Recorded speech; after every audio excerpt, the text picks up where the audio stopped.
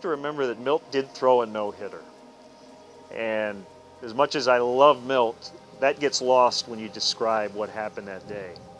Milt Pappas thing is, it's turned into almost, it's comical now almost because of what's taken place in the last.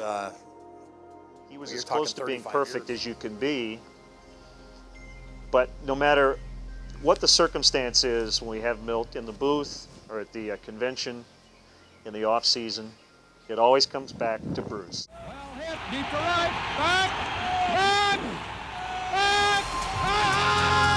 it's all over! Milt Pappas pitched. The Cubs had an attendance that day. They're playing San Diego in September. I can't remember exactly the day, but I think it was September 2nd. And they had 6,000 to 7,000 people there. They got more people on the roof than that now, and on any given day. But the Cubs were playing San Diego, and Pappas was pitching. And I think about the end of 7 innings, I picked up that I knew he had a no-hitter because the crowd was into it. And going into the 9th, I knew he had a no-hitter. Now, I could tell you sitting here, because you would think that I would know that, I didn't know he had a perfect game. The game goes on, you don't know somebody walked or whatever. You don't keep stats like that in your head. I would like to think that behind some of the vitriol, there's a little wink and a nod from Milt, that they will always be connected in some way, and that it is friendlier than maybe Milt would let on. With 2 outs,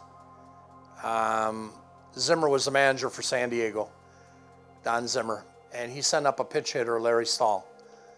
And Pappas got 2 strikes on him right away. And then he threw a pitch outside a ball. This is exactly how I remember it that far back. I've gone over it so many times, so I kind of going by memory of what I said. And then another pitch was a ball. He fouled another one off. And then on ball 3, he wanted the pitch, meaning the pitcher. Pappas came off the mound down towards, and I told Hundley, the catcher, that if he gets here, I said, just tell him to keep walking because he's done. So Hundley knew me, and Hundley ran out and got him. And Whitey Lockman was the manager, and he ran out, and they got him back on the mound. They calmed him down, and on the next pitch, ball 4, outside again. All the pitches were in the same area outside, and so he walked, and Pappas fussed a little bit, but the next guy made out, and he had his no-hitter. But he won't let it go, and I've never been around a former player who won't let something like that go. But he's got a lot of mileage out of it, and everybody seems to laugh when it's brought up. When I walked off the field, I knew he had his no-hitter. So I didn't think anything of it. When I got in the dressing room, the place was rocking with reporters. He had a perfect game, and I didn't know he had a perfect game, and whatever. So the next day, I drove home, and the next day I came back down, and the reporters were all waiting for me. And Jerry Holtzman and all of them, they were all there. And the 2 radio announcers, Boudreaux, and I can't think of his partner's name. I gave it to you last time. But Brickhouse wasn't in the booth that day. He might have been in the TV booth. But Boudreaux said to me that I could have given him the pitch. It was 6-0, this and that. And I said, I called it like it was and this and that. And Boudreaux then said, you could have become famous. You'd have been the 12th umpire at that time in the history of baseball to work a perfect game. And I asked him who the 11th umpire was. And he said he didn't know. And I said, that's how famous I'd have been.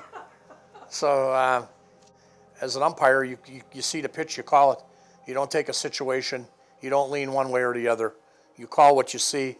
That's how you're taught. You're an impartial judge. That you're not a fan. You're there to judge the pitch as it is. And so whether he had a perfect game or not didn't mean anything to me, but it meant a lot to him. And since then, and he went in the paper the next day and said that, yeah, he knew the pitches were not strikes, but that he wanted them, and because the score was 6-0, I could have given it to him and whatever.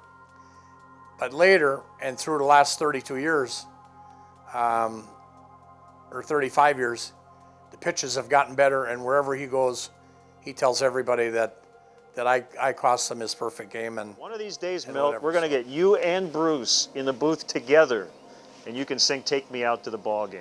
And I hope that you don't walk out of the booth before you sing the song. That could happen, right? In a dream world. It could happen. I don't know.